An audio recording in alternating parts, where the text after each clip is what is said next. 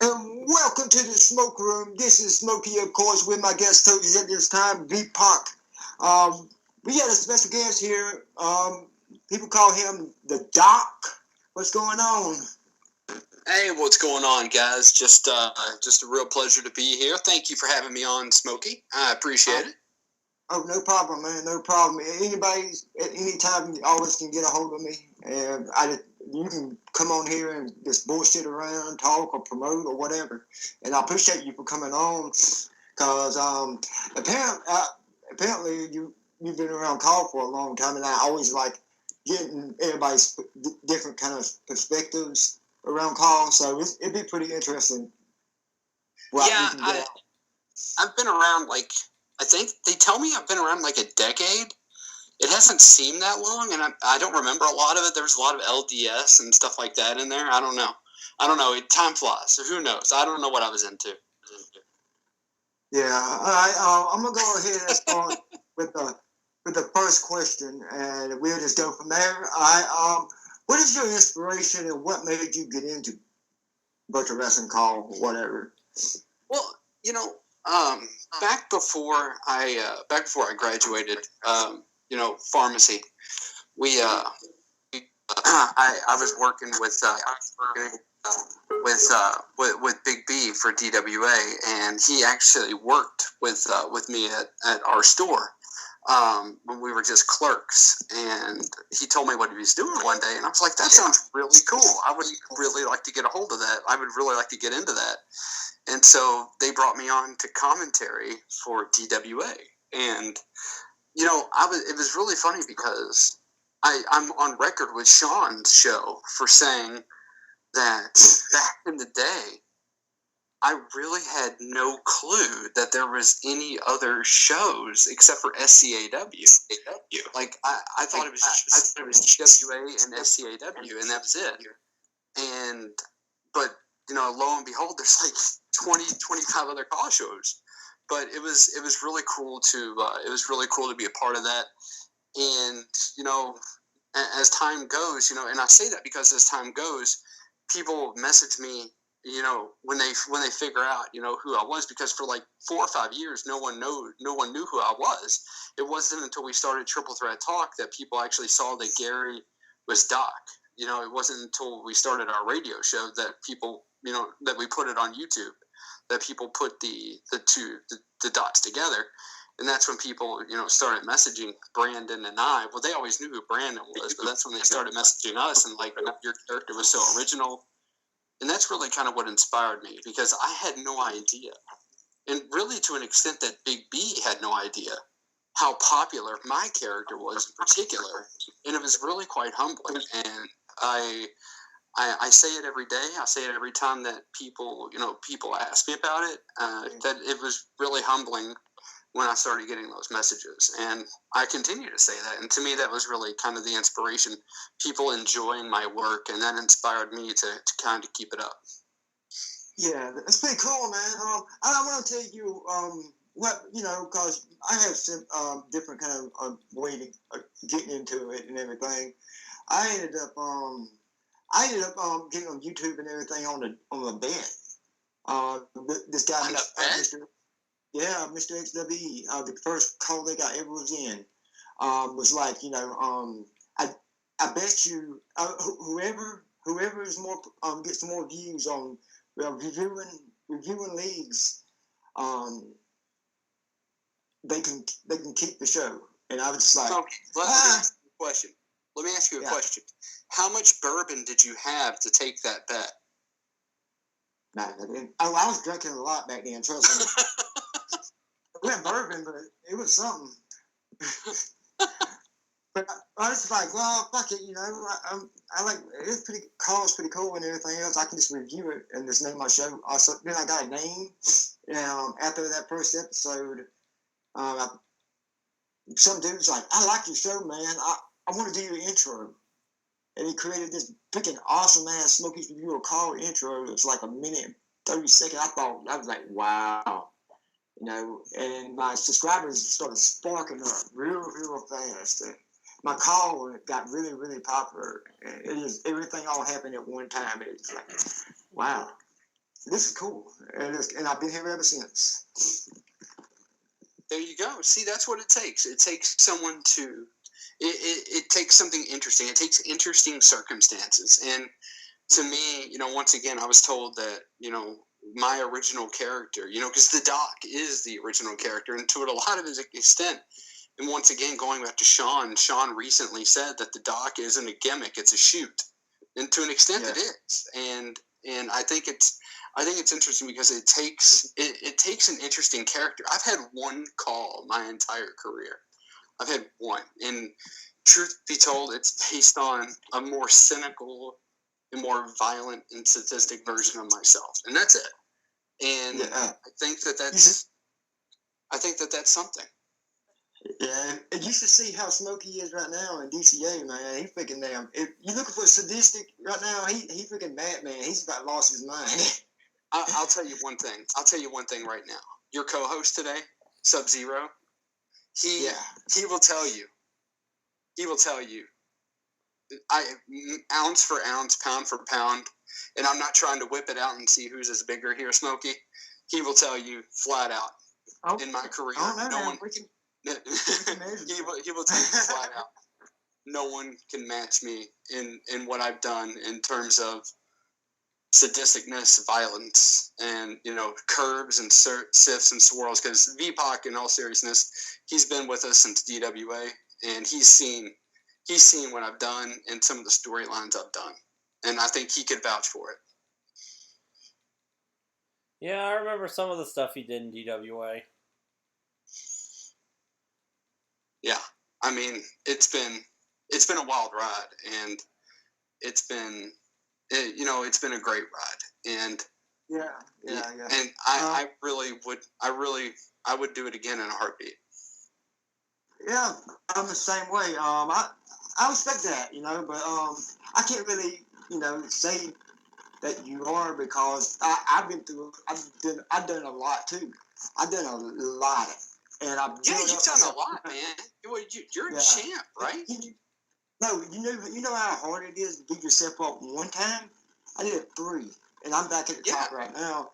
And that's you can't even do that 2 times or 1 time. That's hard enough. Calls nowadays, there's a lot of different people who has calls. Everybody just makes one, and you can't. Every call cannot get popular. It's impossible. So, but yeah, what's really cool about you? What's really cool about you, Smokey, is you got in Call All Stars 1. You got to go head to head with one of your friends, and that match I know you've used as an homage to him, because I think he's passed on from now. But that's pretty cool. I mean, that's an amazing experience to be able to use that to honor him. Oh yeah, just wait, man. We got something major planned. I can't say nothing about it yet, but we got something. We got something in the works for him. Because I always been wanting to do something. You know what I mean? Ever since then, and I'm just because everything ever since that all happened, I put out a video talking about it, and I broke down it. I was like, okay, I'm gonna go on here and give my respects and everything, and end the video. Man, not me, man. I freaking went on there and talked 10 minutes, almost crying and everything. I'm like, oh man. I said, fuck it, I don't care. I'm with my because he was like one of my best. He was one of my first fans, and it was just like, dang, that's how much it meant to me, because he was like one of my first, and it was just that's what it takes, Smokey. It takes passion. And that's passion speaks from inspiration. So when you talk about inspiration, you throw passion into that as well, and it all rolls back together, and that's where we are today. Oh yeah, that's what makes this thing we do great. Yeah, because some people don't get it. That's outside the community and everything else, but I see it like, shoot, this is fun to me, and you cannot have fun if you ain't passionate about it. And people do a half-ass, And I don't really get that, how you can just join college just, for yourself. I am for myself. I'm an egotistical bastard. Trust me. But in reality, I'm just like, I can talk to anybody. That's the reason why I got this show, and I've been on it for so long and everything, because I like meeting new people, getting different perspectives, like you. Getting to know each other, because this is our first time talking. Right. And I heard about you for years, and I didn't really, I kind of knew who he was. Some people told me, but I wasn't closed off, working all the time and doing in my own little world on the side of the call and everything else. So, but yeah, I'm gonna shut up because I can talk about this for hours. V-Pac, go ahead with the next question. All right. Fondest memory work for commentary, doing commentary for DWA.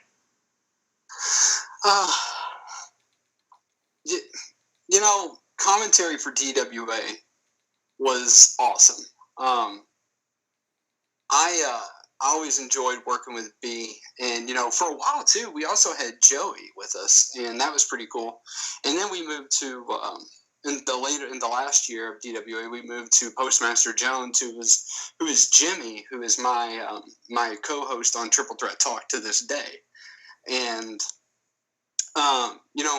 commentary was really cool because Big B and I and Jimmy, we watch wrestling, and we have a good aspect for the business brand of how wrestling works, because we work behind the scenes at OVW. We got to interview a lot of the wrestlers. Hell, I even managed a couple matches for Ohio Valley Wrestling as well. So most notably, Homecoming 9. If you all have YouTube, I think it's out there. I think Brandon Wolf found it and watched it. But I'm in the 9th of 10 matches as the Doctor, and I had to ask. Fun fact: I had to actually ask Nick Dinsmore if I could use the name the Doctor officially on OVW television, because he was the Doctor, and he said yes, I could. So that was really cool and very humbling. But and they referred to the Doctor. The band comes over as the Doctor, and that was my first management experience with OVW. Before that, we were just sideline reporters, and so we had a good business aspect, a good business eye for wrestling and things like that. So we really could speak the commentary language, and we really knew how to sell it. And I think, when you have a good commentator like you had with DWA, I think that's what really made DWA popular. Was not to the fact that Brandon used so many cool characters like Flash and Reverse Flash, and Lance Burton and Apocalypse, and so many Siler to this day. I mean, Siler I brought with me as a member of the Doctor's Order whenever we've done a recurring gimmick with the Doctor's Order. I mean, these things keep going on, but I think commentary with DWA, as I remember it, was so special because we do have that knowledge of that business knowledge of the motivation behind it. People today, they tend to look at wrestling and, oh, John Cena's this, oh, John Cena, oh, look at Roman Reigns. And, they tend to just kind of like look at it for face value. And, I was talking to RPJ actually earlier today, and, they were talking about stock sheets, or they were talking about ratings and dollars, and people tend to forget that WWE is a publicly traded company, so ratings doesn't really mean anything for them. What matters to them is the bottom line. And they have huge stock numbers. They have about 80 million stock shares in circulation. What does that mean? Why am I bringing this up in terms of commentary? Well, it's simple. Because if you have 80 million common stock shares out there, and your average gain is $9, $9 average, that's a whole lot of profit on the bottom line from each stockholder. That means you're telling a story, and that means despite what viewership is doing, the viewership is skewed because of the WWE network. What is all this going back to commentary? Commentary with DWA was a fantastic story that stayed on point, and we knew our numbers. We you know, we knew that people watched us, and we never had to have numbers tell us otherwise. You know, people are watching WWE, and I think it's Matt. He's out there putting out like WWE ratings from this week and last week, and you see it keep dropping, and it's funny. But regardless, it's like if you have that commentary crew, that's the one thing WWE can't quite get. Is if you have that good commentary crew, that's all you need. You need someone who can tell a good story. And with DWA, that's when you can tell a good story. And I've had good commentating partners in the past. Eddie Mack, you know, Cash, Ken, you know, Brian. I've been blessed in that way. You know, but truth be told, at the end of the day, my all-time favorite commentary partner was Big B, because he and I, as being good friends, you know, we still are to this day. You know, we just had that chemistry. And I think that, you know, I think that at the end of the day, you really can't fake chemistry. And I think when people were watching DWA, that's what they fell in love with. They fell in love with the story and the risks and some of the things that we did that were not really being done at that time. That's cool, man. Yeah, I got a similar commentary partner years ago that was like one of my favorite. You know, I commentated with a lot of different people since I've been on this. But this guy named Jamco, he owned this league called FWC. It wasn't a big league, but we had good chemistry together because we could argue. I'm talking about we would argue the whole show, but it would be just the type of like comedy, you know, because everybody got into it. Because Jamco, his character despised my character Smokey, because I was so egotistical at the time. We came up with so many catchphrases, like this one. I'll tell you what happened. RVD was going for a DDT on this guy, like the corner DDT, and Ashley said DVD. He said DVD. I was like, oh shit! And we could not make it through the rest of that match. We was just bursting out laughing. We was like, oh, we got to accommodate what we can. We leave it, fuck it. We was laughing the rest of that match. It was funny as fuck. That sounds pretty similar to what happened earlier this year in a comment in a promo Owen White did. He said that AC/DC. He made a comment about AC/DC singing "Pour Some Sugar on Me," and of course we all know that AC/DC did not sing "Pour Some Sugar on Me," so I gave him hell on commentary as soon as he said it. And he texted me the next day, or messaged me on Facebook Messenger the next day. And damn you, Doc, I knew you was going to catch on to that. It's like, yo, yeah, I mean, they don't pay me for my good looks, that's for sure. So, you know, I mean, so, but yeah. That's cool. Yeah, it's cool to have me commentate. It's like I met V-Pac. How long have I known you, V-Pac? Probably about almost a year. About 2 months. So too long? I ain't known him That's how long you've known him too long? Yeah, we ain't known him for that long. But I mean, the first time. No, listen to this. But the first time I met him, I found a way for us to connect, because he was commentating. I mean, he was commentating with D-Wall and all them, and he was trying to say we were going to record a takedown, but he kept on getting confused and thinking it was a Wildcats show. So here's my question: commentating with D-Wall, are you really commentating, or are you talking? That's my question. I haven't been able to figure that out. I'm kidding. I love D-Wall. He knows it. I kid D-Wall all the time on CCL commentary. Yeah, he's a good guy, you know. Oh, I love D-Wall. I love D-Wall. I want to call him Darius all the time. Yeah, I fuck with him all the time, being Malik, dude. Yeah, I'm always giving him hell on commentary. Like sometimes he doesn't know how to respond. He's like, Doc, I don't even want to get into it with you right now. Yeah, we'll continue talking about, because I'm gonna ask you something about DCA in a little bit. But yeah, I'm gonna go ahead and move to the question I was gonna ask. But what do you think is different? What do you think is different about Call back in like 2008, 2009, 2010, and Call now, like around this era or whatever, with new people coming in? That's a great question. And actually, without a doubt, without even thinking, I can tell you, original characters. And I think that back in the day with DWA and SCAW, you had people using like Iron Man, Captain America, Optimus Prime, and I'm a big Transformers fan, so that was always cool. Yeah.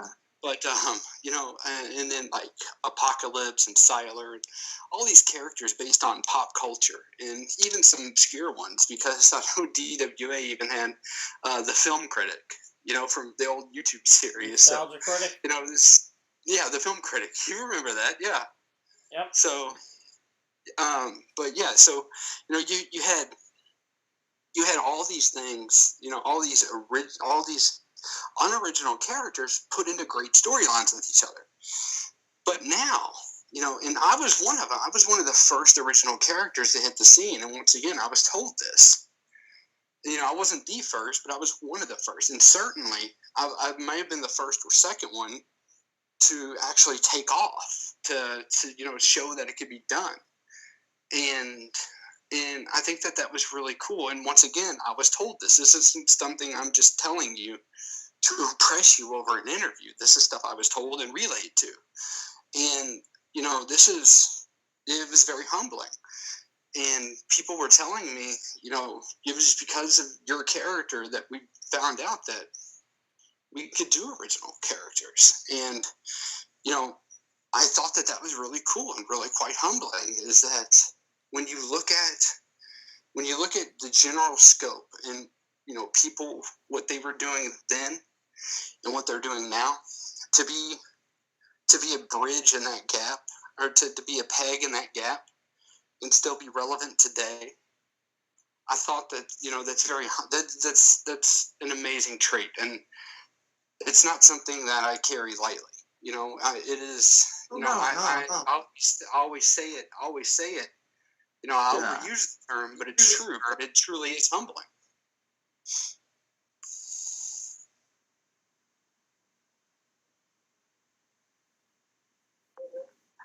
Yeah, I kind of feel that way too. I kind of feel that way too, because for the simple fact, you always gotta show appreciation to people who support you. Because I do that every single time I get on that smoke room, or people who follow me everywhere I've been in my career. Some of them just followed me my entire career, and I'm amazed by that, because I feel appreciated just for one. I don't care if it's just one person. That means one person actually likes what you do, and that's a success to me. I don't care, because I've been close to 1,000 subscribers, and I've been hanging out. I hung out with because I was hanging out with WDF at the time, Brent Dog and all them, and that's popular at the time. But I went through a lot with like call, how call politics is and everything else, but I started seeing, after going through all that, I started seeing who I should be hanging out with, what kind of person do I want to be in this community and everything. Because I'm gonna let V-Pac go to the next question, but I'm gonna ask this whenever he gets done. But what do you think?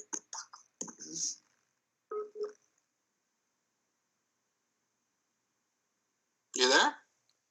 I think his phone died again. Okay. It happens. Are we still recording?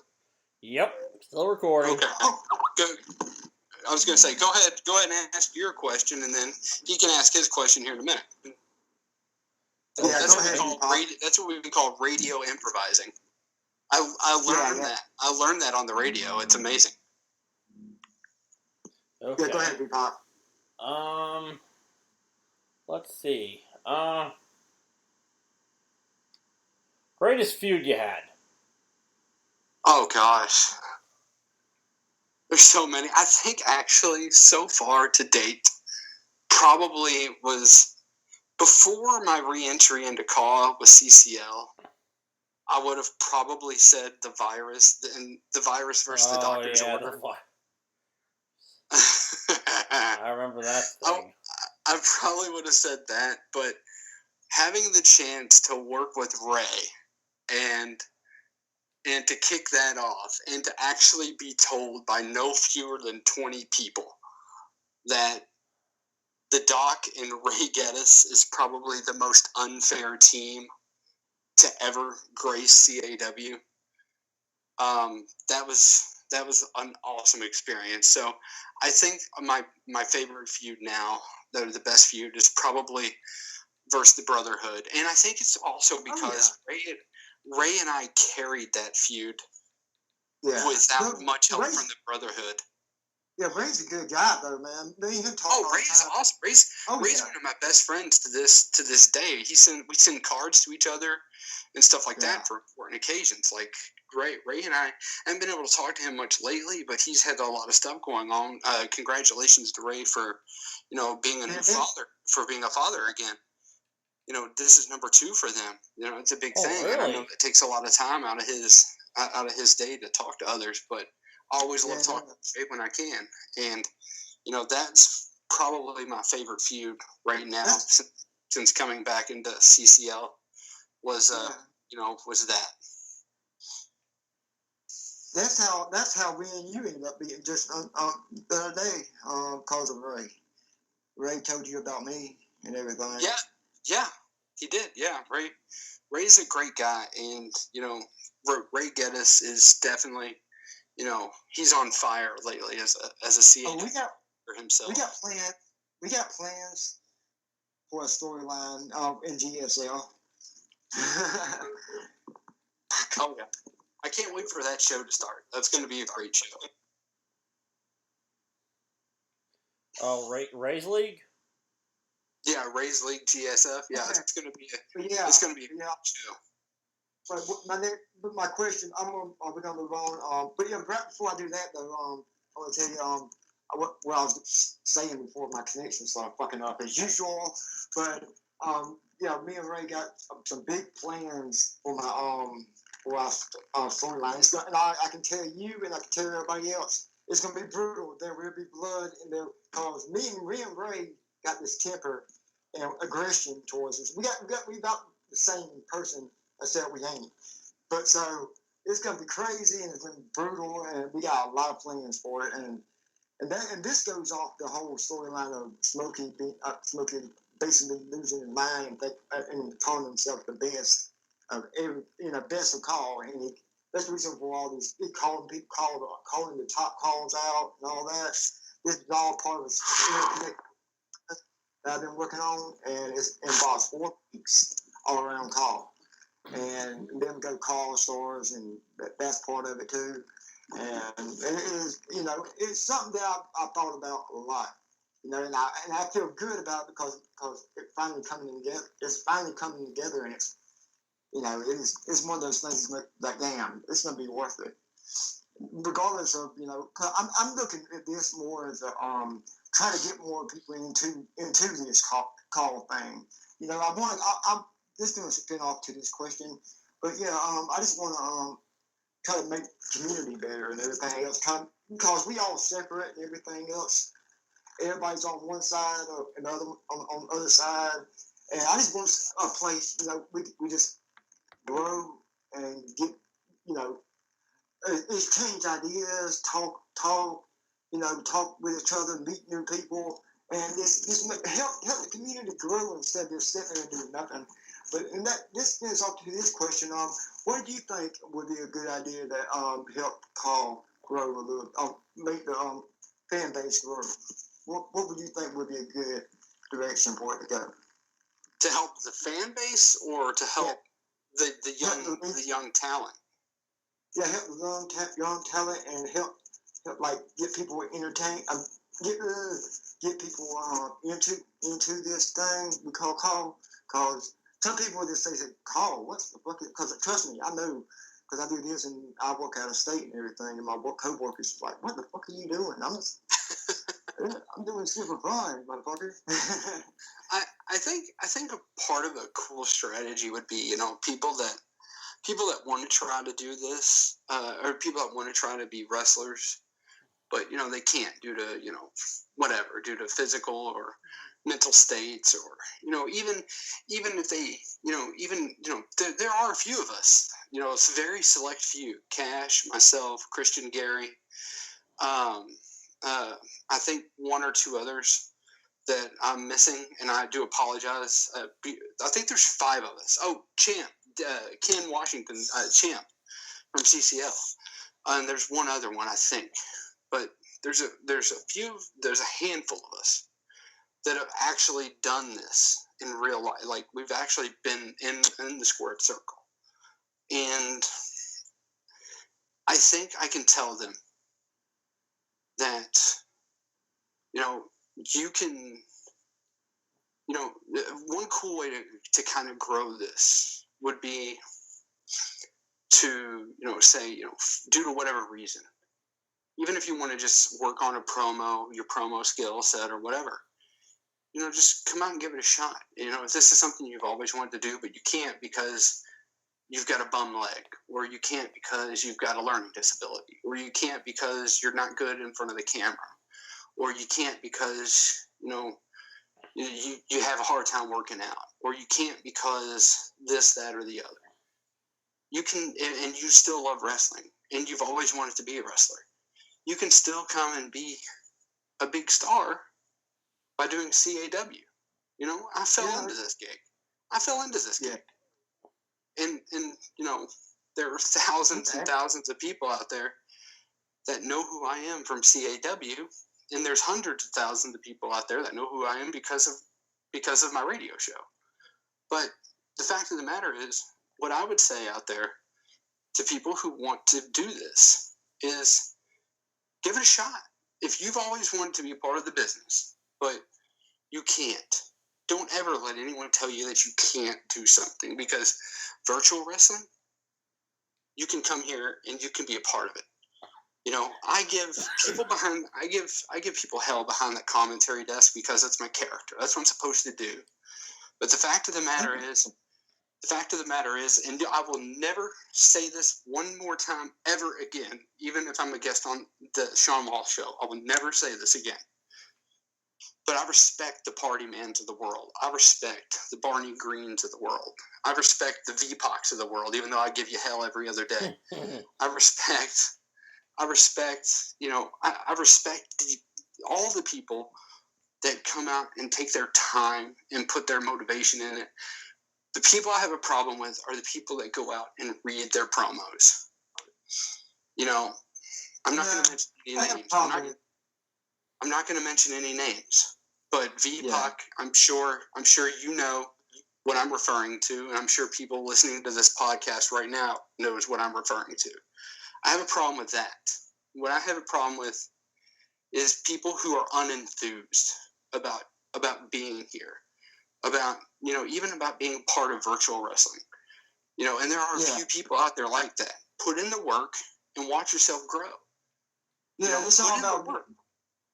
Because it's all about passion and everything else. You got to get into your character, and this is one thing that aggravates me. You probably can roll off what I'm saying. But I'm always telling people, you got to stay in character. If somebody's giving you a hard time on commentary and he's in character, don't go out of character and try to just stay in character no matter what. And that's why I speak about Great D. The guy had a Great D. We did a promo. Me and him did a promo for Redemption. Because me and him going back and forth. Man, it was intense. I'm talking about we was going blow for blow. And it was just like, everybody, he's hitting himself over the head. I'm pacing myself because we were so worked up. And it was just going back and forth. We stayed in character the whole time. And I love that because if you can do that, and you can get that intense and not break character, that's awesome, because that shows you how passionate you are and how willing you are to do this. And, but even then, if you did break character for a split second, that's okay, because we're still amateurs. We're not getting paid for this. We're some people that are amateurs. They're not getting paid for this. So a mistake is okay every now and then. It's okay. Yeah, yeah. You know, I'm not going to criticize talking people for making a mistake. So that would be fine, even if you or D did do that. But I know Great D is a professional. I know that he's very good at making promos. And since you've kind of agreed to have me on the show, I've gone back and listened to your work, and you do some good stuff as well. You do good promos as well. So I know that you're probably not going to mess up. But there are some people that are going to mess up from time to time, and that's okay. That is okay to do. I'm here to tell you, I'm not going to criticize you for messing up. What I am going to criticize you for is not showing passion, and I will be vocal about it. And I don't care, because that is one thing. When people are on a call with me, when people get to know me, I'm the world's nicest guy. I really am. But I am also a heel by nature. You know, people, you know, I will go out there, and I know that's a pet peeve of some people. I screwed up right there too myself. So sorry about that. But anyways, I will criticize people because that's just a pet peeve of mine. Is it just is. I will criticize people, and I will be vocal about it, because I just do not care who I insult. I just don't. You know, I do it at work on my daily basis. I'm always trying to help. Yeah, you try to help. But to a certain extent, Smokey. To a certain extent. Smokey, to a certain extent. V-Pac, to a certain extent. What I'm going to tell you is this. You can only help so many times before you just shake your head. And that's what I'm talking about. After you've tried to help, and tried to help, and tried to help. And at that point, you just shake your head. And you're like, good gosh, man, this kid is just not getting it. He's just not getting it. And that's the point where you just kind of had to throw your hands up. And that's the point where you got to get vocal. And that's the point where you got to kind of criticize. Yeah. And at that point, I don't care what people think. Yeah. I told V-Pac this, you know, about his promos and everything.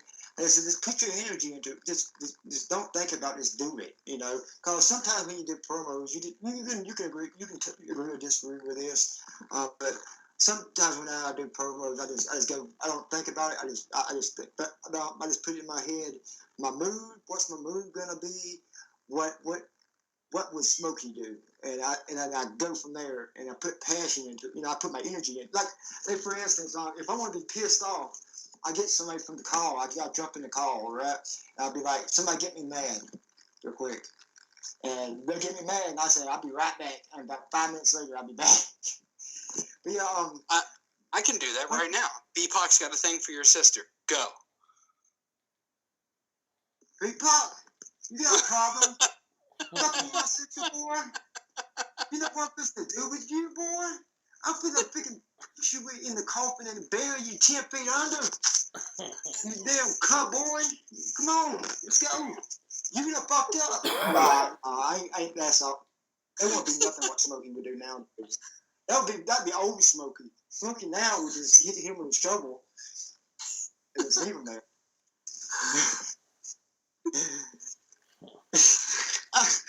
I'm sorry, V-Pac. Yeah, V-Pac, go ahead. What's wrong with that? Go ahead. V-Pac's crying. He's like, why me? Why me? Oh, I'm fine. Go ahead, V-Pac. Let's see. That's fine. I'm gonna take your turn. Don't worry. Hold on. I'm thinking.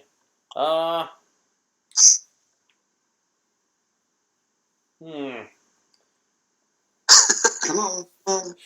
I'm drawing a blank. How do you draw a blank? Okay. That's my question to you. How do you draw a blank? Like, isn't a blank by definition already drawn? True, very true. It's like, I got a question right now, and they just came on top of my head. What leagues do you want to commentate? Would you like to commentate that you haven't commentated already or got involved in? To be honest, right now, my plate is full. I've got so much stuff going on. I told some people that I would do. If I could, I'd like to do. I would do El Dorado for RPJ. I like RPJ a lot. He and I have kind of recently connected. I would do AFW. Sean Walsh is like my little brother. I I've really come to like and respect Sean as a person and as a friend. Gosh,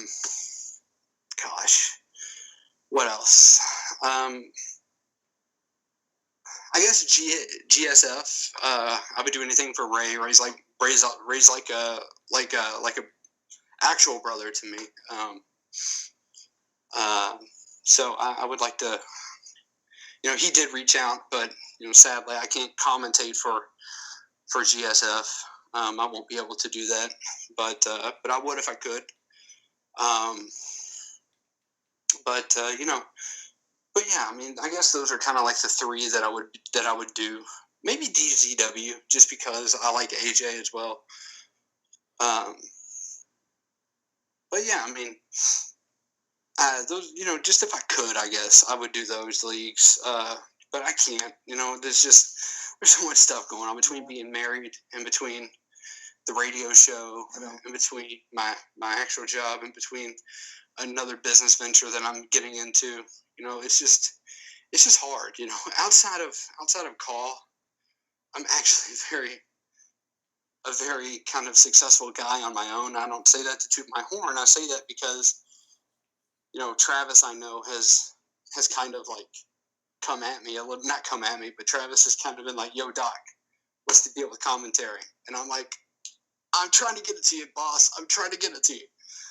And it's just like things come up, and it's it can be taxing. I've had to put Travis on the back burner for a week before, and I don't like doing that, but it's had to happen. Yeah. So there was a time.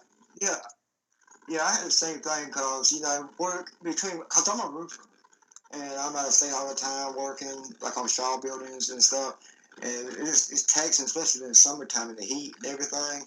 And it's hard to, sometimes it's hard to get like inspiration, and you got the thing with me now that I learned for over the years. I learned, just keep your mind straight, because if stay away from drama, and surround yourself with good people. And ever since I've done that, my inspiration has been nonstop. I came back to the smoke room. I've been doing out episodes the last couple of months. And Smokey's he's at the top, basically at the top of the car all over again. And it's like the best feeling to me, because all that work that went into this is paying off. Because we put in a lot of work. D-Wall, Malik, I give them credit, because they the evil geniuses behind it of getting me to be healed. Because I was face for almost 10 years.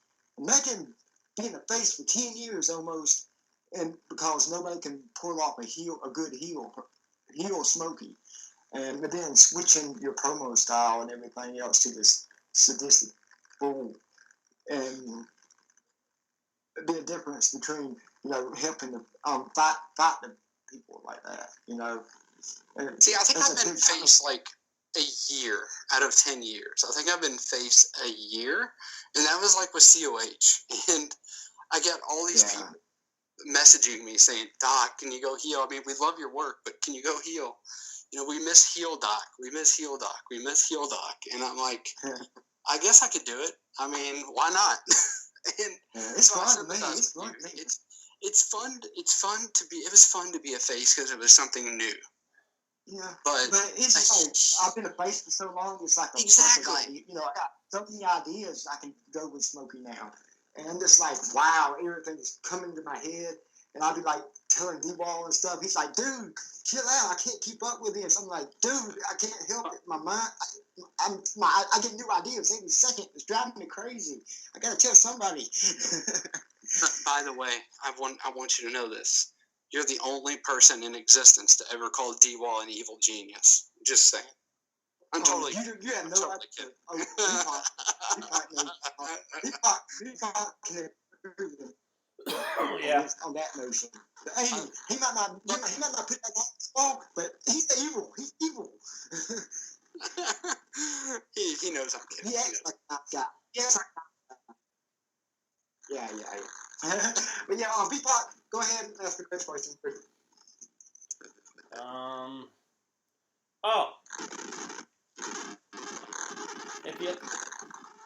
Have you ever checked out my league?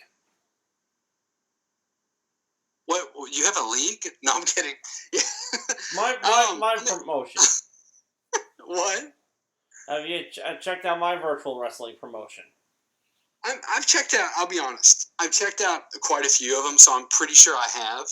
I just don't know the name of it, and I'm going to be honest with you when I tell you that. Okay. But if you tell me the name of it, I will tell you yes or no, and I will be honest about it. Okay, UCWL. Yes, I have checked it out, and yes, I do quite like it. I like the commentary. I like how it flows perfectly well with the matches. Some of the matches do get a little out there, I think, but for the most part, you have a good product. And if I could give you one critique, it would be work on your match times a little bit, because I think there's a good balance there between where to go with your match time and where not to go, as far as too long or too short. You got to find that, and I think Travis has it down just right. And that would be my one critique. Yeah, that's like mine. The only thing I can tell you is, you can't just let what is the word for it? I'm trying to look up the word. You can't let the wrong people tell you that. Because I've been involved with this for a long time, and I've seen people get want to be greedy and get into the owner's head and change up everything, because I hate people who hate leagues that change up storylines every couple of weeks. You have a good storyline going and it changes up because they're like, oh, I got another idea, and it don't, it's kind of like, blah. But I don't really. That's my only critique. Don't. When you have an idea, stick with it. Stick with the idea and deliver it. Don't change it up whenever it's in midway. I'll go ahead and say this: me and him already buried the hatchet now. Everything's good. But back then, CCL. I was with CCL, and most people know that because I did a blast of CCL on the Smoke Room 2012. I think the leak. He changed. So he had a problem with changing up my storyline because he made me do that before, and all of a sudden, after the first few, I'm back. He trashed the idea and then made me back face into a jobber.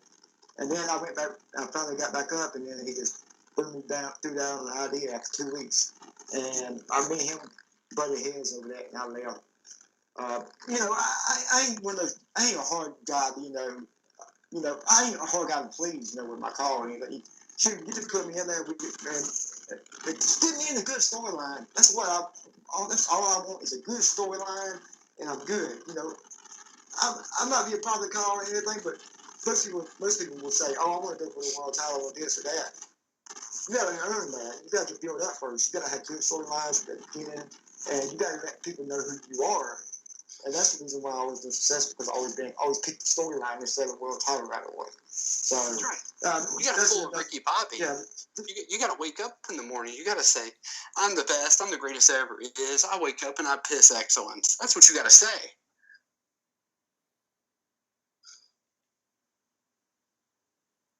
Yeah. I'm egotistical bastard in character.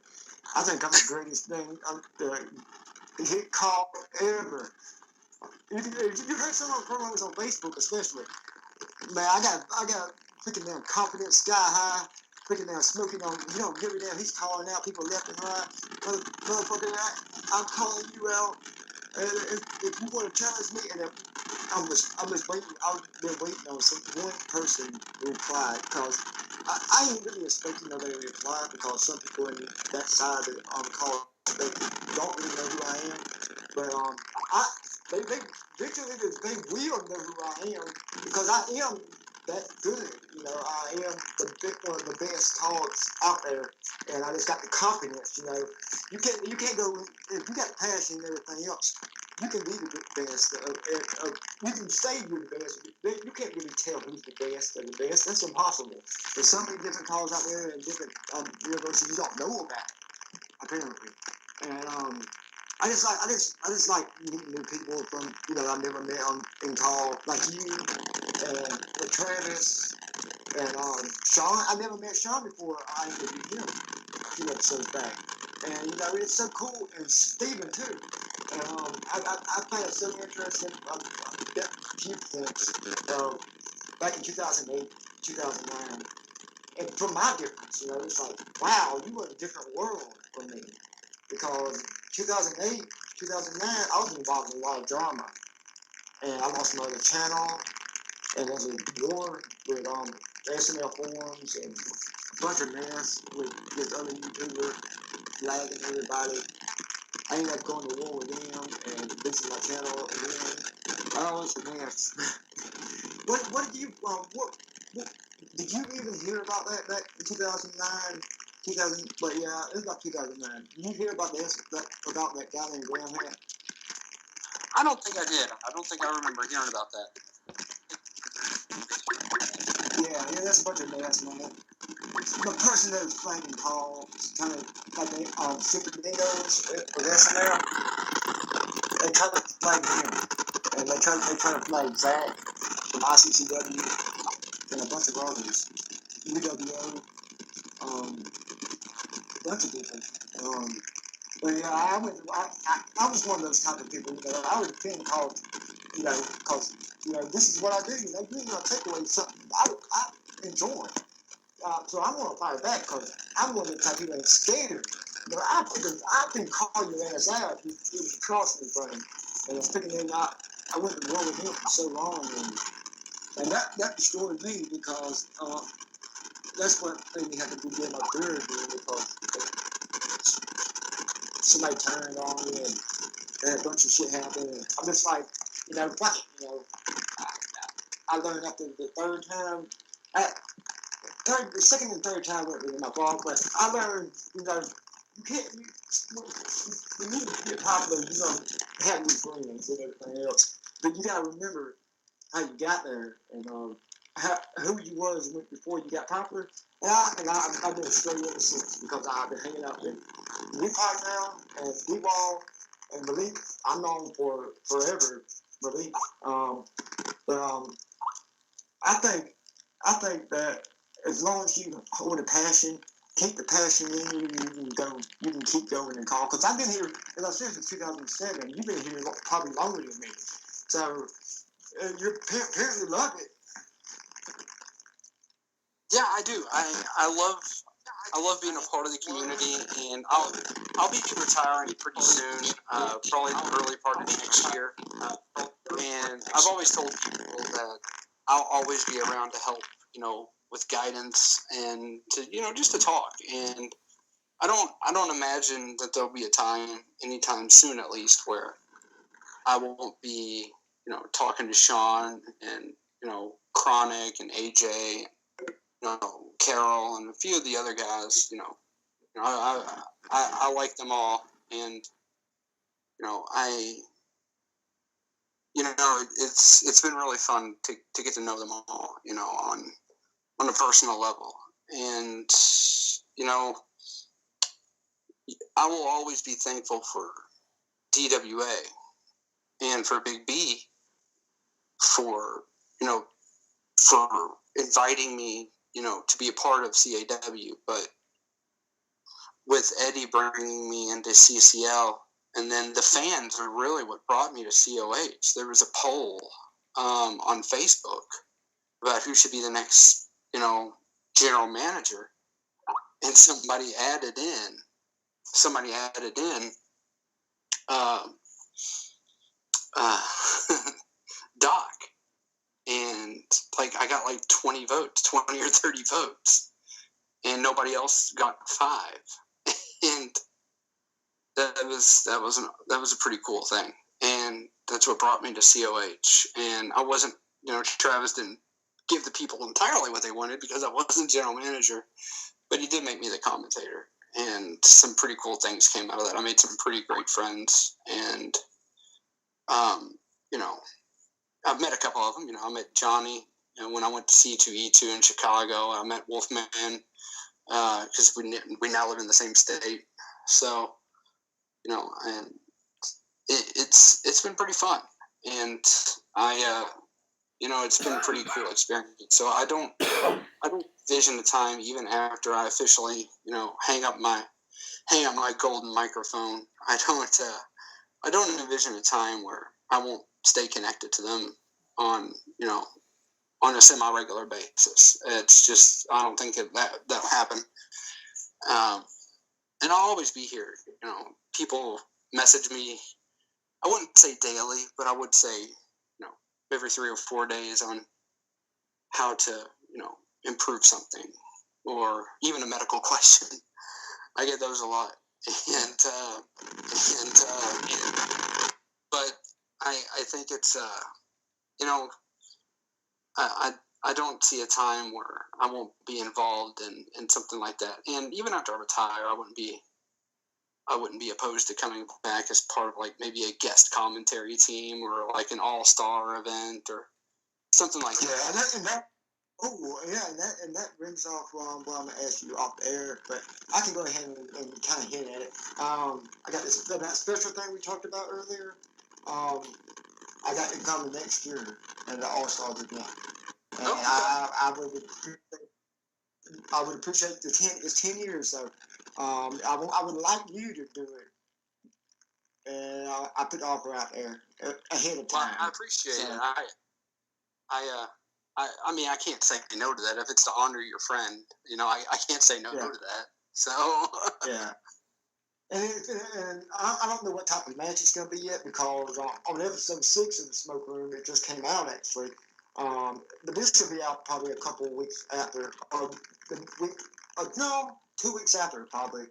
But I made a bet and with Sean, and I said that if I beat Hitman at this call stars, my friend Malik Brown, Malik Brown, he's pretty good. His promos are way better than mine. And I'm a good promo. I don't never say that about anybody, because I gotta keep my own heart and be like, oh, I'm the best, But this guy, Malik Brown, he's freaking awesome. And I believe if you put him out there, people will see what I see. And I told him that if I win, he gets a match against Sean Walsh, and I get the number one contender for the Call All-Star title. If I lose my career. So it's a big risk, but giant reward. So what do you think?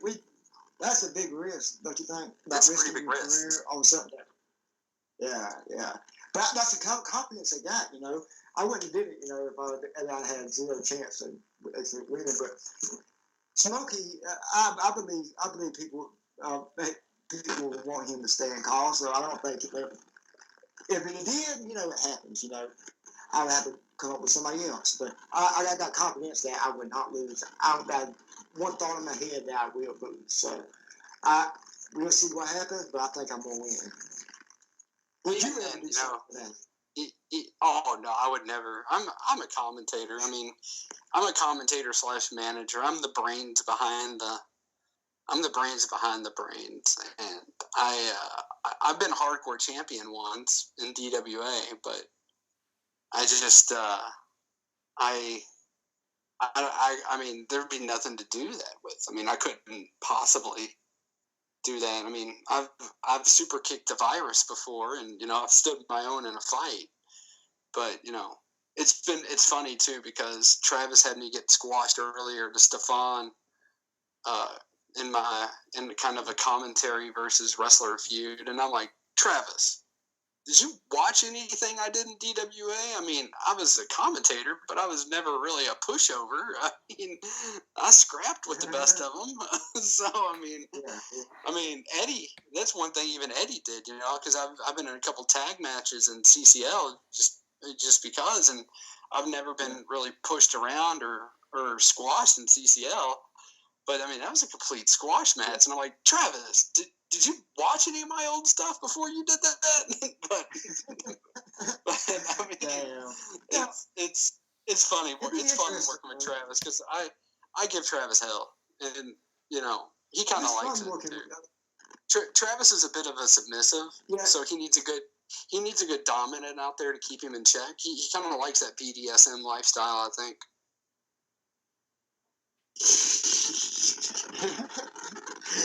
Yeah, it's cool though when you commentate.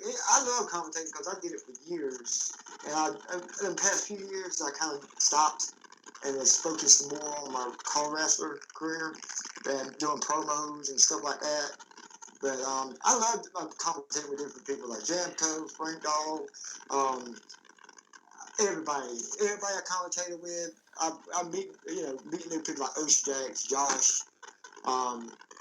I've known him for years, and Mike Horn, aka Homer. I've known him for we lost connection, but there's different people you meet and everything like V-Pac, D-Wall. There's different people with different opinions about knowledge and everything else, and it's good to share and people. And I believe that's why I said, Carl. You meet some awesome ass people on here. You just gotta take a chance and just talk to them. Once again, D-Wall and knowledge. D-Wall and knowledge. Come on. Yeah, true. But I wasn't talking about D-Wall in particular anyway. I was talking about everybody. Man, you can't rely on me for knowledge because I'm burned out, man. I lost my brain a long time ago. That was so many blunts ago. Oh my God. They don't call me smoking for no reason at all, man. Never touched the stuff. Neither am I. No, I did back in the day, hardcore. Do you know how hard it is to get to do what I've done? Do you know how hard that is, V-Pac? I can't take a risk like that. Yeah, I can't do it now because my job drug test, so I can't do that like that. I don't drink no more either. I've been sober for like 2 years, and I've been keeping going with that and everything, and just working. But yeah, back to college. I'm from Kentucky.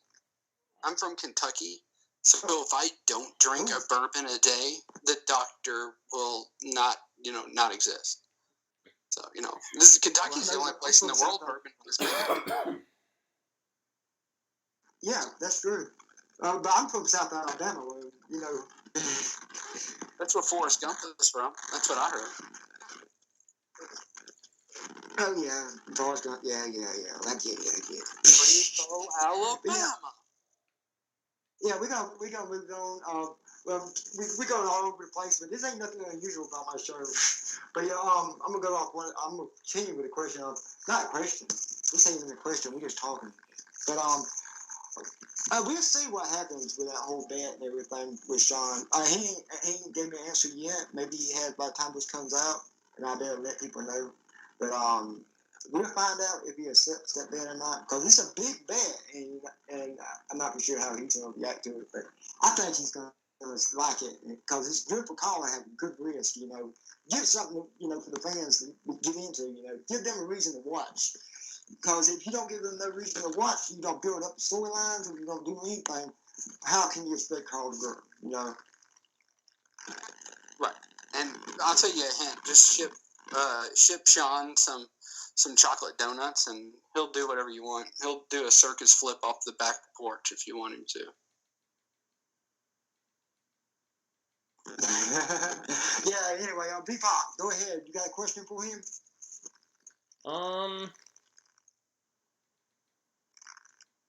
Let's see. Dream commentary team. If you could commentate with anybody. Not just virtual wrestling, like actual pro wrestling. Actual wrestling? I think I'd like to do JR. Like me and JR. I really think that would be... And also King. I think I'd do well with the original two. Just because I'm quick and witty like they are. You guys have heard me on commentary for how long? And, we do that without a script. Yep. And you can't say some of the stuff that we say. You can't do some of the stuff that we do if you're not witty. And the fact, I've been in radio, and dealing with some of the things I've dealt with in my day-to-day job, it's, you get quick and you get witty and you do it real quick. So I think I could keep up with them. And I think that would be a really cool commentary team in the real world. Now, in call, I'm going to give a couple of shout outs. I would like to do, I like to be, I guess, I would like to do with RPJ and I'd say probably, oh gosh, I'd say probably Travis. I think the dynamic between me, Travis, and RPJ, because I work for Travis, but I don't commentate with him, and I'll have a new commentary partner coming up shortly, but and he was on my list. My new partner was on my list, and I'm not going to spoil who it is, but he would be on that list. But now that that's actually happening, he's obviously off the list. But outside of that, it would probably be RPJ and Travis. So. Oh, that's cool. I'm gonna go ahead and swing off this. I'm gonna go ahead and get this over with. I usually do this on every show. I told you this before the show, where the guest can ask a question to me or V-Pac now. But you can ask any one of those questions and go. I'll ask both of you a question. V-Pac, is there any plans to switch from Sub-Zero to Scorpion? No. Not in the. Why not? I think the fans really want to see you embrace your inner Scorpion, because I really think if we could get you to do it, and I think I don't really play to the fans as much, but I know you do. I think if you give us one good "come over here," I think that would be great. Let's hear it. Come on, V-Pac. Oh, they really want me to. Come on. Okay. Get over here. There you go. Get over here. I think you're perfect for the role. So the next time you come out, I want your blue to be orange. Get Travis to make that happen. You mean yellow? It's orange, okay? No, it's definitely yellow. Haven't you ever heard that the guest is always right? Yeah. Okay, there you go. Gas. There you go. Okay. All right. Smokey, I'll ask you this. What has been your favorite, besides Call All-Stars 1, okay? Because I know you talk a lot about that, all right? You talk a lot about Call All-Stars 1, as well you should. Because without a doubt, that's been probably, it's always hard to top matters of the heart in anything. So, Call All-Stars 1 aside, what has been your number one best moment in CAW to date? And I'll even narrow it down for you, because you've been in Call 10 years. You're in there. I think I've got a couple months on you, as you said earlier. So I'll narrow it down. Let's make it more recent. You said you took a year and a half, like a little bit of a hiatus there. Yeah, so let's exactly. Narrow it down. How about your favorite moment the last 2 years? Let's do modern. Let's go a little bit more modern. What's been your favorite moment in the last 2 years? I can go quite recently, because working with DCA and DWAL and everything, it gives you open platform to be, open your character up, you know what I mean, and get your character out there, because you got control of your promos no matter what. Whatever they tell you the storyline, and they tell you what's going on, and you put your heart and soul into it. That's what I love about it, because in other leagues, like I hate to say this about WWL, because I've been involved with him with Frank Dawes so long, and he's been a good friend of mine, but he would not let me do my promos. He wouldn't let me control that. He would write promos. And I hated that shit for a long time. And then I recently came to here, DCA, and I've been having complete control of my promos. they control the storylines and everything else. But we built this whole thing up in 6 months beforehand. This whole thing about me being heel and everything else. And, and for a while, I'll be honest with you, I was drained, man. I was drained. Because building myself up all them years and everything else is tough. And I was drained, and I was at a point where I didn't know if I was wanting to continue or retire or whatever. And whenever I met D-Wall, I signed with him, and it came back. After talking about this idea about me going heel, and my motivation came back, and my willingness to get better had this attitude of, I'm never gonna think I'm perfect. I'm comfortable because I feel like every point you can grow. You can improve no matter what. If you do a promo and you nail it, you still nail it because you can get better. No matter what. That's how my attitude is. I can always get better in my promos. I can always get better as a call character. I can always get better as an interviewer. Because I think I'm a crappy interviewer, to be honest with you. But some people agree, some people disagree.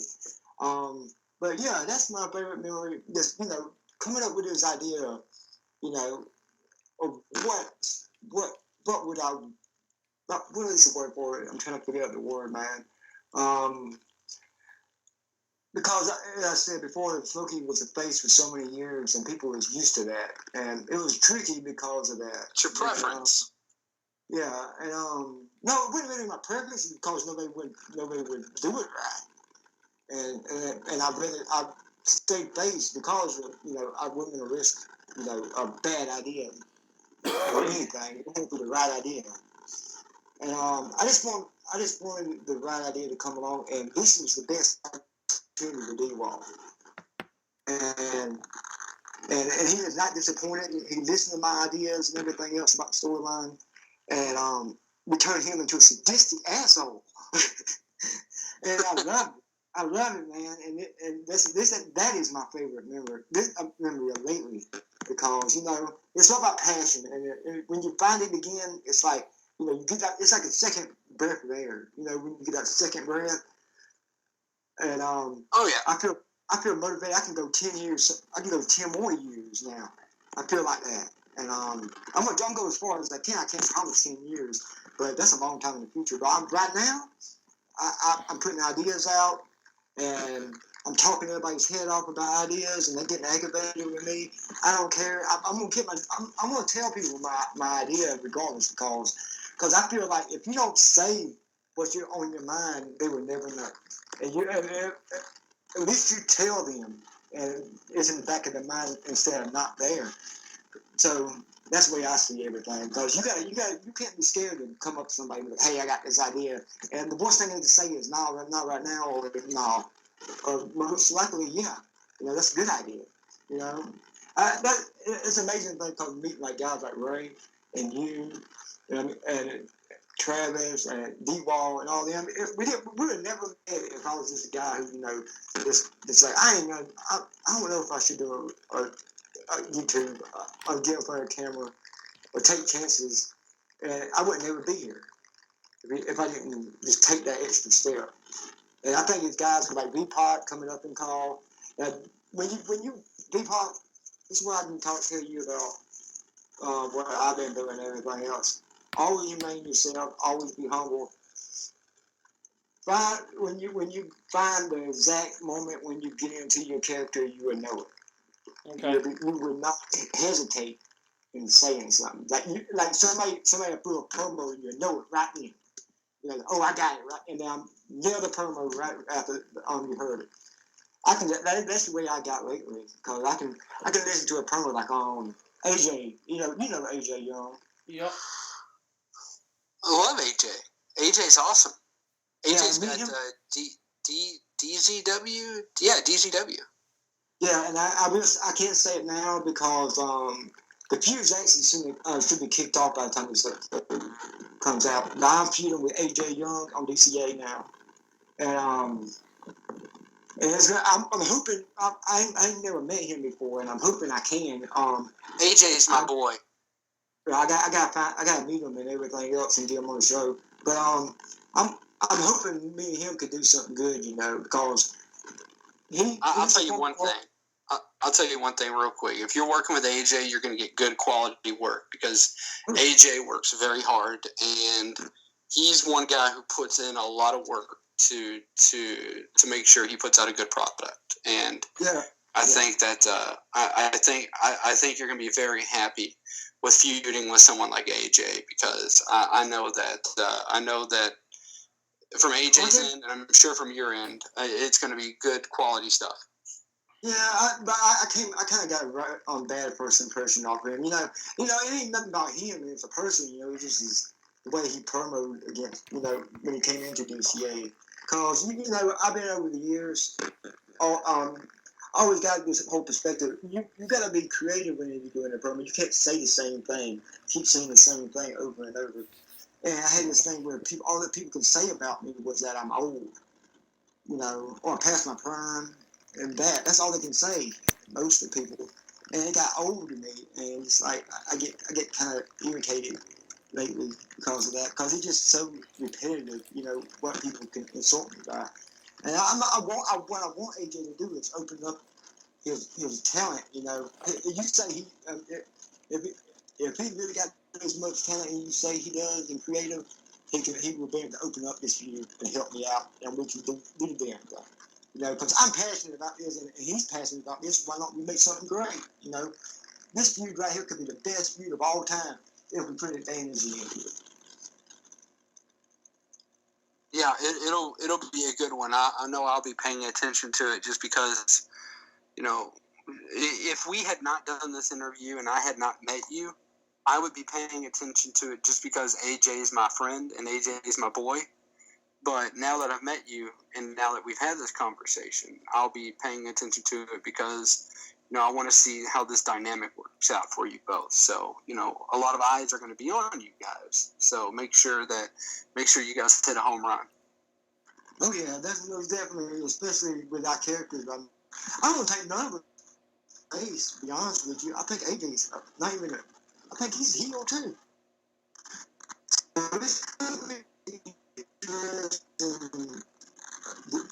Dynamic between us. Some fans like him and some fans hate him, and it's the same thing with me. Some people hate me and some people love me. But I always had this thing where I don't give a fuck who likes me or whatever. I'm here to freaking fight. That's what I came to do. AJ, if you want some, you can come get some right now. We ain't got nothing but time and opportunity, so let's go. It's something like that, but that's something off the top of my head. V-Pac, go ahead and ask the next question. V-Pac, I ain't asked you a question. I'm gonna ask you a question real quick. What would your dream match be against somebody? What is your dream match for your character? A dream match for my character. Let's see. Scorpion. Haha. Well, you mean a dream matchup for my character? Yeah, he's asking you who would your character if you could wake up tomorrow and tell Travis who you would want to fight? Who would that person be? Let's see.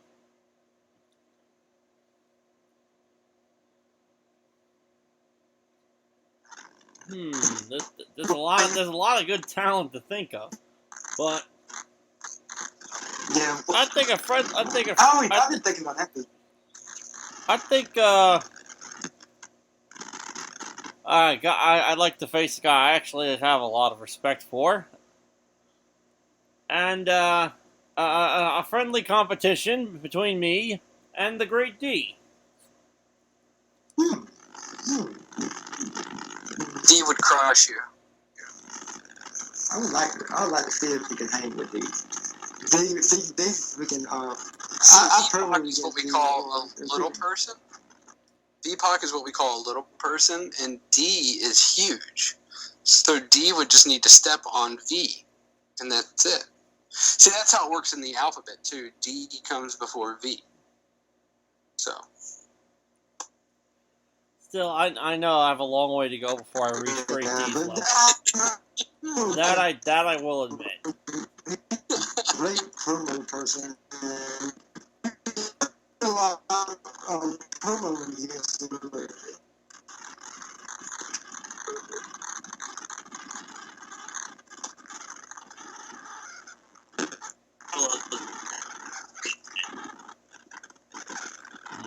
Can y'all hear me? Barely. Yeah, still a little staticky, Smokey. Yeah, there's a lot of static coming through. Barely. Oh, well, folks, this is the way, so y'all want to hear this part. Fuck this damn connection. The hell. Anyway, Maybe hang up real quick and rejoin the call.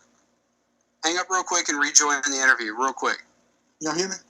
Yeah, now we can. Well, now Alright, I can. Okay. What was I saying before it broke up? But now it's coming back. Like, what was I saying before it broke up? I think you were going to ask another question.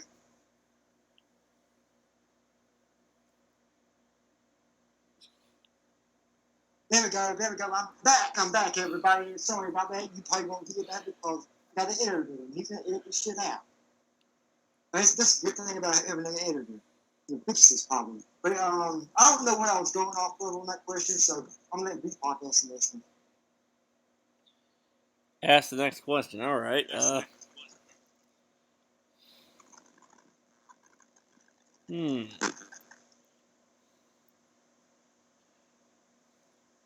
Doc, why are you so cool? That's a great question, V-Pac. Actually, I was gonna ask, what are the odds of a DWA reunion? You know, we tried that a while back, and see, Brandon has gone through Second City, or is going through Second City at the comedy school. So we got like 2 or 3 episodes in, and he realized that he just couldn't do it anymore. I think we'd like to finish the story because there were gonna be some really cool things that went on with it. But in the end, I just don't think it's going to be feasible. I think one day we'll end up telling people where we were going to go with the reunion, because there was definitely a definitive end to DWA that involved me, and that involved the virus, and that involved Lance Burton and George Costanza and the Doctor's Order. And there was definitely going to be, a very cool end. In other words, you guys would be like the Avengers, taking on the big bad virus. Evil, like a Dark Avengers, kind of like a Dark Avengers kind of thing. Like, if you can imagine Justice League Dark, which actually just came out on Blu-ray, and it's one hell of a movie actually. But if you can imagine that and actually being bad, then yeah, it was going to be kind of a neat spin on how heroes don't always have to be the good guys, and that's kind of where we were going to go with that.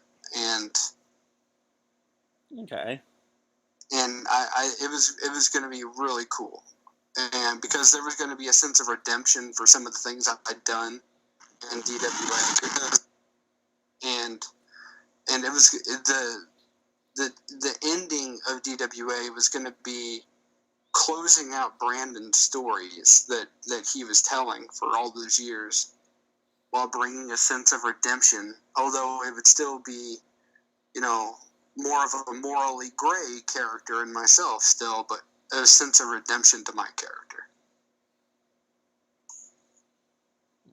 Okay. I got another question for you, man.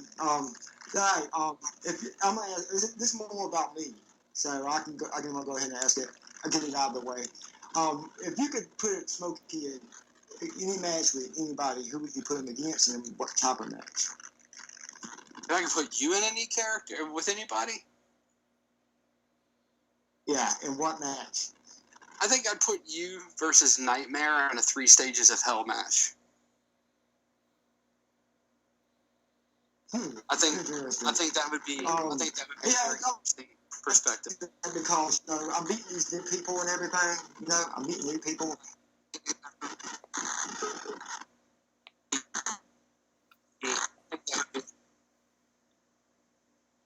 And we lost Smokey.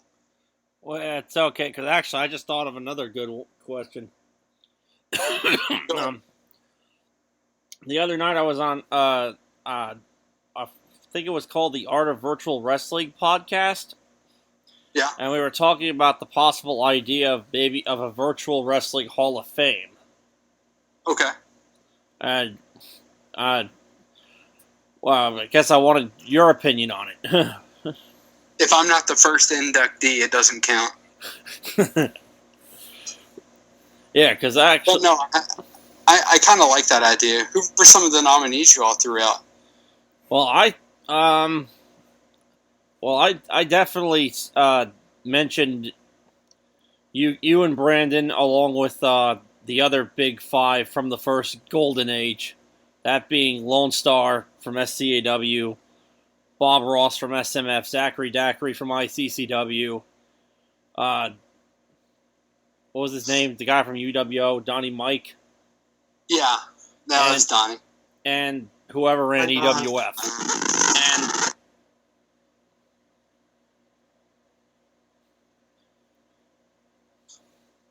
it's like that. To me, that should be the first class. Okay. No, see, and I've talked to a couple people about this kind of idea, and like maybe like a yearly call award show. Like I thought that would be kind of cool. Like where like all the leagues kind of get together and do like a call awards kind of show like that, because between us all, there's a lot of us that do different leagues between each other, and because some of us play the same character like myself, and some of us do different characters, and I think there's a lot of credibility in that, and I think that it'd be kind of cool to see who the best of the best is. And I mean, not the best of the best in a competitive nature, but certainly year to year, I think it changes. Like if you look at certain promos, certain promos definitely bring the house down. Like earlier this year, I broke call for 4 days with my David Rivera promo. I don't think that's ever been done before. And like call that's all people were talking about. And it went from one thing to another to another to another. And that is, if you go back and look, that is what I think that's what a good promo does, because I stayed in character, but people thought I was shooting out of character. But that's what a good promo is. That's what CM Punk's promo did. That's what the first promo, the pipe bomb promo. Yep. That's what that promo did. Yeah. That people. That's what I love about promo. And that's people were talking about that. People thought that was out of character, that he was actually saying that, and I think that that's what makes a good promo. And when you look at things that are discussed, it opened up a bag of worms, a can of worms. It really did. And it went from one thing to another, to another, to another, to another. And I literally broke call for 4 days. And I didn't mean to, but it happened. And so, but then you look at other people's promos, and like Party Man's, they're usually entertaining. He gets out there and he does his little dance moves. And, Ray's always got good promos. It's always like, hey, bud, how's it going, bud? Things like that. But I remember one time. But I mean, it's really cool to kind of get out and see the collective body of work from call. But if you were to go year from year from year, you would probably see a rotating door of stars that would get awards yearly, just because people grow or people slack. And they don't do it on purpose. It's just because of things called of life. People, we have life to live. So, Yeah, exactly. And I think that, I think that there's a rotating door, and I don't mean that in a negative way. I mean that in the fact that you can't always maintain the same level of work just because sometimes life does come around and kick you in the rear. Yeah, it's testing now, especially whenever it does that, because you get motivation, your motivation and everything starts to get tested. And if you're really strong and you strong-willed, you can get through it. You just gotta keep your mind focused, and that's how I'm guilty, of being the one who got demotivated by everything, life and everything else. But it always comes back in the end when we get back into it. Regardless of how much work, we have work, we got lives and everything, but this thing is fun. This thing is fun. As I always tell everybody, this is a hobby, and this is for fun, and we really gotta make sure that we keep it that way instead of taking everything too serious all the time. And just have fun with this, because if you don't have fun with anything, then you ain't doing it for the right reasons. Oh yeah, I agree with that. Okay, back to what I was discussing before my connection fucked up on me.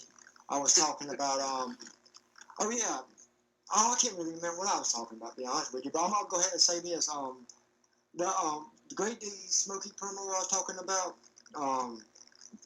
after we got done with that promo, I was just like, damn, that was fucking intense. Me and D was talking, and I went to Ray. I remember going to Ray right after. I was like, dude, me and Rick D had a freaking damn most epic ass showdown in promo.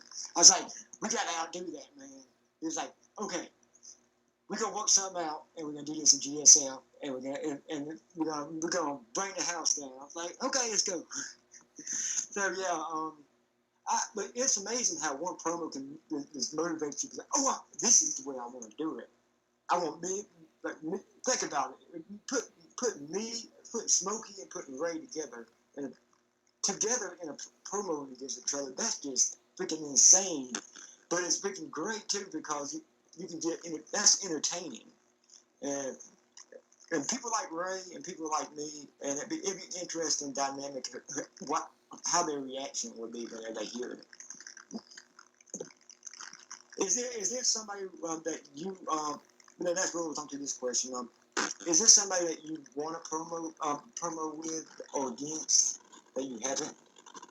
No, I just kind of fall into things. Usually you'll know if I want to promo with you because I'll say something like directed towards you at commentary. That's kind of like Stefan was picking that up. And Stefan and I kind of started like a little across the table kind of feud. So, he kind of picked that up. And, Levi and I, it wasn't a direct thing, but he certainly, he and I certainly had some words over commentary. He picked up on that. And, it doesn't matter because at the end of the day, I just come through and I do my promos, and it's funny because I've been told I'm top 3 promo cutters in COH, and I'm a damn commentator. That's crazy to me. So, but it's funny because I wing most of my promos. I have a general scheme in my head of what I want to say. I hit the record button, and it's just go, go, go, go, go. And hey, that's the same thing with me. Yeah, I mean, I think that's what really makes a great promo. A lot of people think you write it down and you read it. No, you don't write it down and read it. No, you don't even write it down and mildly reference it. I tried that a few times, and it was okay the first time I did it, and then I heard it over again. Cause sometimes I play back my promos, to see if I can spot where I need to improve, and But I was listening to it, and I was like, oh my god, it sounds like I'm reading too much, and I said I gotta stop that, and I listened to my old promos, and I was like, go back to doing that. And ever since I went back to doing that, I've been nailing it. reading is a surefire way to get people to hate your promos. Don't read. If I have one piece of advice to anybody, don't read. Look straight at the camera, and don't look straight at the camera, but certainly don't look like you're reading, because you can follow the eyes. People, we're not stupid. We know when you're reading, because you glance down and your eyes kind of follow a pattern, and then you glance back up. Yeah. So yeah. Okay. Stay You were focused. talking about your camera and everything else. That brings up an interesting thing for me, because I'm used to audio promos, but now lately they've been in this whole thing about video promos. People doing video promos.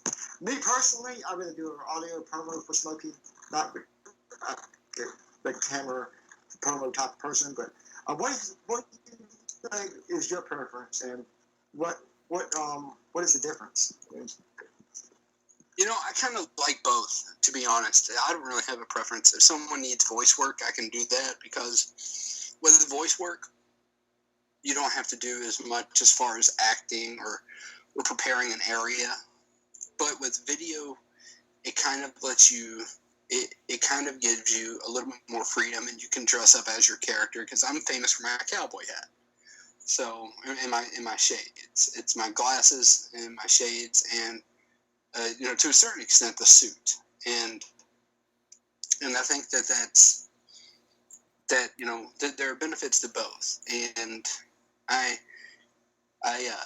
certainly think both have their merits, and I don't really prefer one over the other, because I've done both, and I've done both recently, but because like I said, the voiceover promo can give you that bit of freedom in the middle of a show if you don't want to cut to a video, like with what happened at Fanarchy, after the hardcore title, spoiler alert, by the way, after the hardcore title was won, I came out, I did a promo that certainly was easier than cutting to a video promo, and then of course Nitro came in, took care of business. And a voiceover promo was certainly more warranted there than a video promo was. And a video promo is good for between, after and before matches, when you're doing, when you have a message to throw out there. And, and you can bring props into it, and you can, I brought my cat into a promo I did earlier this year. So, you can certainly, you can have fun with video promos, and, the voiceover promo, like I said, certainly has its value as far as to help the flow of the show. Yeah, V-Pac, you got any more questions to ask, man?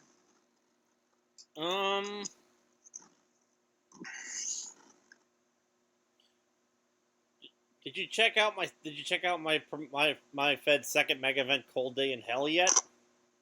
No, I have not. I don't have a lot of time to watch like every show that's out there, because like I said, I have several things going on right now, but I do have a list of things that I have yet to watch that I will watch. Right now, I'm watching a couple episodes of El Dorado whenever I can. Right now, I'm listening to it.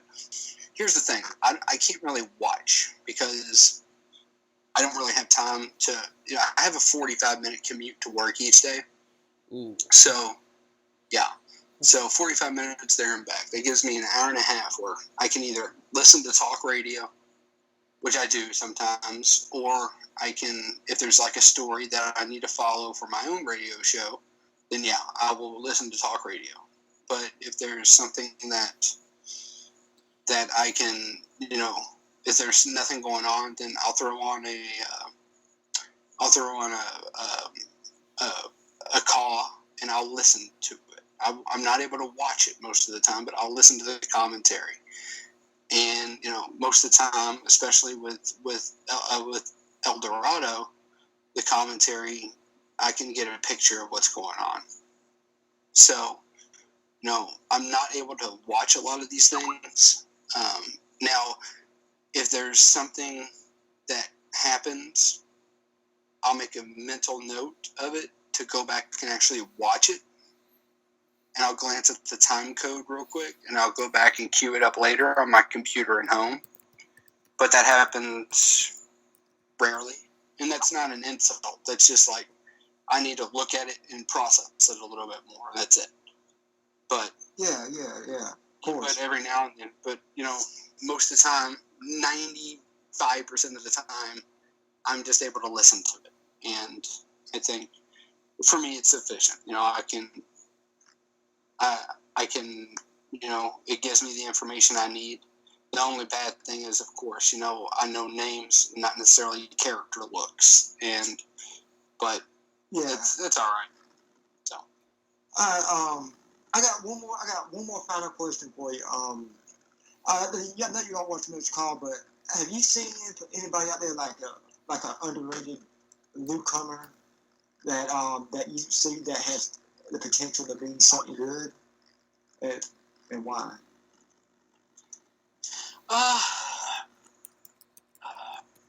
As far as underrated goes, maybe I would put Aether into that category. Maybe. I would. I know he's not underrated. This next person, but in Fanarchy, there was a lot of people referring to Brandon Wolf as up and coming. Still, I think he's already there, and I use underrated here as a term of endearment for. I think Brandon Wolf's already at the top. I think Brandon Wolf is certainly. I think Brandon Wolf is. He's a good. I think he's number 1, number 2 guy right now, and that's just my opinion. I think he's got his promos down. I think he gets enough push. I think he puts in the work. He's got the passion. There's no doubt in my mind that Brandon Wolf is a good kid to work with, and I would put him and Aether in that category. That's good. I'll be honest with you. He worked with Malik on a few just recently, and I heard all about what he is. And I actually, in the future, I wouldn't mind getting in a feud with him in the future, because he has been saying stuff about me on Twitter. I don't appreciate it very much. My character don't. But I ignored it and moved on. But I ain't ignoring him because the storyline ain't ready for it yet. And I want to save it, because if I do something with somebody that's good, I want it to be perfect. And I want whatever me and Brandon does to be good. And well, I'm going to tell you one thing right now. Brandon Wolf is just, and I say this because I don't think anybody's perfect. I don't think I'm perfect. But Brandon Wolf is just shy of perfect, just like everybody else. Just like I would put maybe the top 1% of people that do CAW in the perfect category or in the near perfect category, and he's one of them. I would put him up there with myself. See, that would be something that I would like to challenge. I would like to challenge that, because I feel like I'm one of those. Well, no, and see, you cut me off before I could finish. That's what I'm saying. Like, there's a handful. There's a handful of people in that tier, and there's not many. There's maybe 10. Maybe you could push it to 50, and that's it. And I think Brandon Wolf is in that category. And I think that's if you're going to feud with Brandon, if anybody's going to feud with Brandon, not just you. I don't mean you in particular. I'm just saying you in general. Yeah. If you are planning on feuding with Brandon Wolf, you better bring your A game, because I'm here to tell you, he's not up and coming. He's already here, and that's what a lot of people don't understand. A lot of people think that he's still up and coming. I hope he does bring his. No, the thing is, though, he better bring his A game, because I always bring mine. And if anybody ever wants to try to test my promo skills, they can always get in front of the mic. I can always back up my talk, and I always hope people I promo against can back up theirs. And to Brandon, you know, I hope to God that you do feud against each other in the future because I want to see it. It's like AJ. I want to see the best. You know, give me your all. Give me your best skill. Show me your skill. Because I'm gonna bring my A game. And I feel like I'm already. Like you say that. I feel like I'm one of those one of those people. But it ain't my ego. It's just me being real. I feel, you know, I could be better than anybody. I could be better than the top call. But that's just me. My view on things. You can't think you're not good. You're not the best thing out there because it's be stupid because I feel like you gotta think you are the best to be the best. And even if I'm not the best, I always have that perspective. But I do think personally that Brendan is a good promo from what I heard. I ain't heard a lot from him, but from what I heard, he got a lot of talent, and I feel like it's gonna make the net between me and him. But I think personally, I'm better than him, and that goes. Nobody thinks it's a big deal. Nobody makes this a big deal. You don't make it a big deal. V-Pac, chill out over there, sit down, you're fine. But I'm clenching my teeth. I feel like I'll say that I'm clenching my teeth. I feel like I can I put my mind to it, and that's I can be honest. I'm calling everybody out. I wouldn't say that about everybody. Confidence. I would say that about AJ. I would say that about. Smokey, confidence is a good thing. That's all I'm going to say. Confidence is a good thing. Yeah, and it's all about passion, though, and that's what I'm saying. AJ and all of them, being Sean.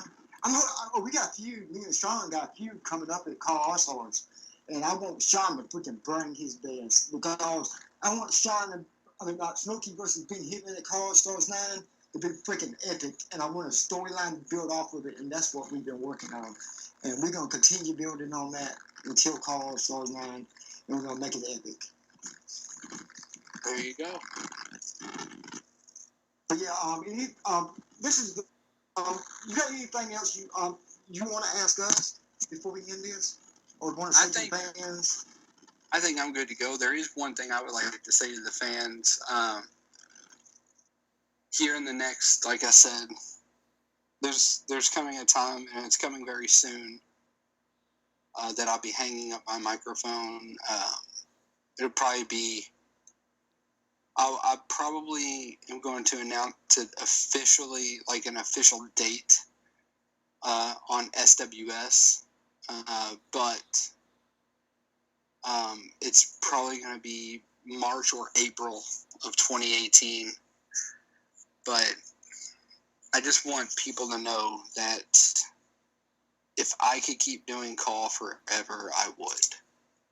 But circumstances in my life right now, I just can't. And people understand, you know, there's just things going on right now that you know, new exciting ventures for me, business-wise. You know, things going on with the radio show, things going on with other business. I'm getting my hands into a lot of business, and if I could keep going on, I would. And I would want the fans to know, even if it's just for, you know, even if it's just, you know, 200-300 people that are going to listen to this podcast, or 400, I think is what you said your number is now. You know, I doubt it won't. I want to reach 100, man. It'll probably reach 100 if I'm lucky sometimes, because I'm just not building that smoke room stuff. It carries the name Doc, so people will tune in, and V-Pac will tell you that. So I'll tell everybody, I wouldn't have done this for the last 10 years if it wasn't because of each and every one of you. And I really do want to thank you for your support, your critiques, and your criticisms. Because without all of that, you don't get shape, without listening to people. And that's the number one thing people don't do nowadays, is listen.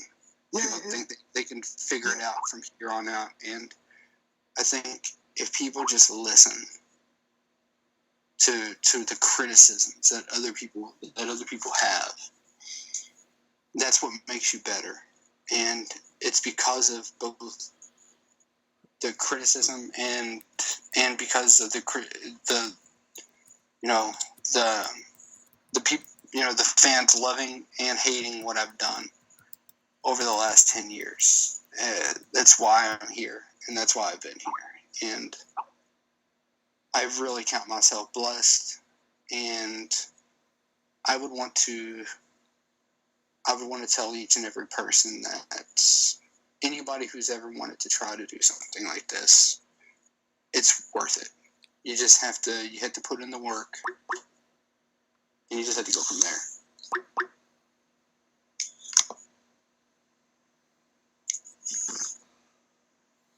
Just don't expect to go get pushed to the moon right away, because that's the number one pet peeve of mine. Don't expect, you just starting call, you don't come out there and say, oh, I'm a world champion, I'm better than everybody. That's good.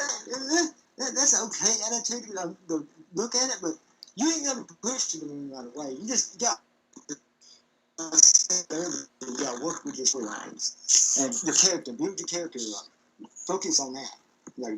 Because you got to build the character up so the fans know who you are. And your characteristics, get better at promos, work on them. And just work with the owners of the leagues, talk with them, give them your advice and everything else. As I said, they can either listen to it or not. You got to put yourself out there and enjoy yourself. Put passion into it, like me and you just always said. And I just wish I would met you years ago, man, because you seem like a cool guy, and I feel like me and you would work. Our chemistry, we would be able to work well together on anything. And that's what I want to do. Before you leave, I would like to work with you and do something with cars, cars or something like that.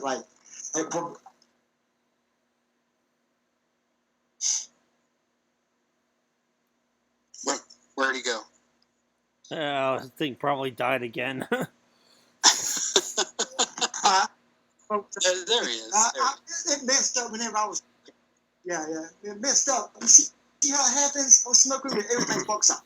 But yeah, what I was saying was, I would like you to, if I doubt you probably can because you're busy and everything else, but me and Sean, I want to do like a head-to-head right before Call All Stars, like a promo against each other, like on a call. I would like you to be the one asking us the questions, and before that Call All Stars match, and me and him just to go at it. But I don't know if that will.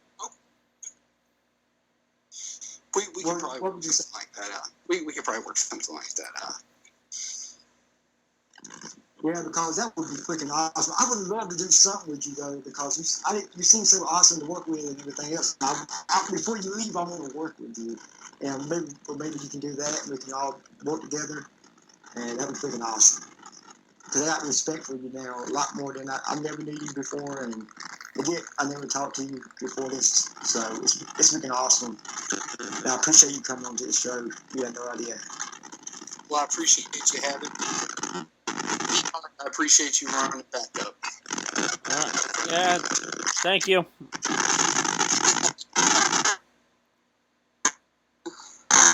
Okay. Hi, everybody. This has been an interesting interview. I think this is probably the longest interview of the season. It beat the last interview that was the longest interview of the season, probably. But yeah, this is Smokey. And V-Pac, I appreciate you, man. I appreciate you coming on here and guest hosting and recording. Thank him, because it worked for him. This show would not been recorded. Anyway, this is Smokey, V-Pac, the Doc. Peace out from the smoke room.